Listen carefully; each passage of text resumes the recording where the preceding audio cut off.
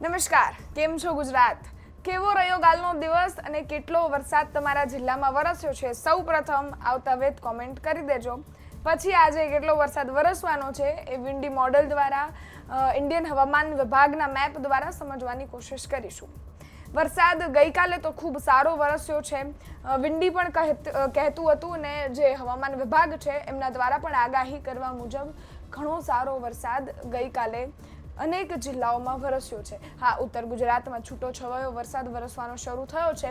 જે રીતની અપેક્ષા ખેડૂતોને હોય એ રીતનો વરસાદ ઉત્તર ગુજરાતમાં નથી, પરંતુ બીજા બધા જે ગુજરાતના વિસ્તારો છે ત્યાં ખૂબ સારો વરસાદ, ખૂબ ભારે વરસાદ વરસ્યો છે. આજે છે 4 તારીખ અને શનિવાર. જોઈએ કેટલો વરસાદ ફરીથી આજે તમારા જિલ્લામાં પડવાનો છે અને કેટલી ગરમીથી તમને રાહત આપવાનો છે. સૌપ્રથમ હવામાન વિભાગના મેપ પર નજર કરીશું.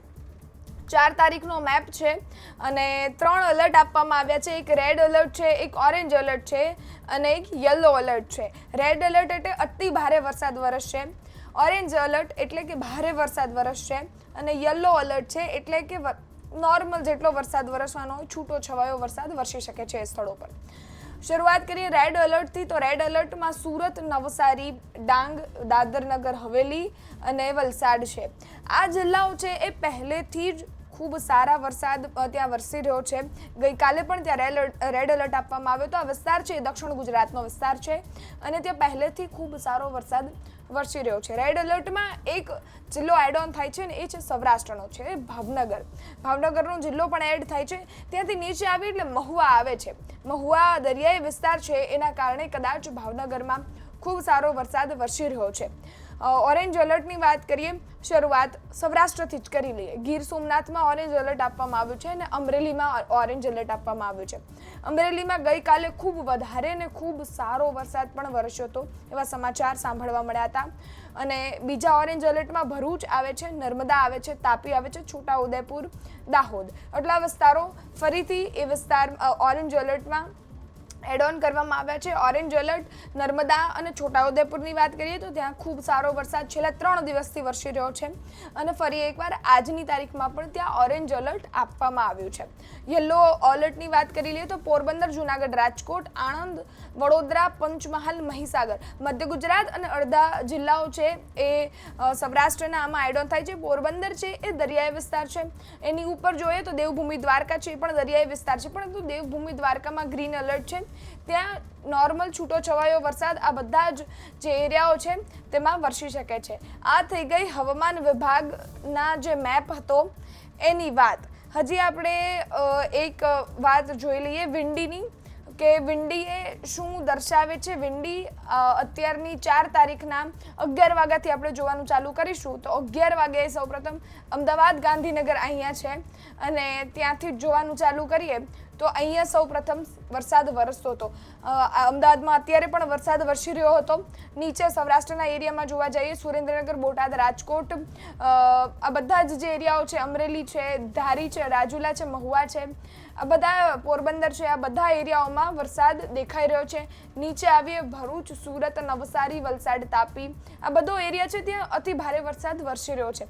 આ થઈ ગઈ 11 વાગ્યાની વાત. હવે આગળ જેમ જેમ કરીશું મેપ બદલાશે.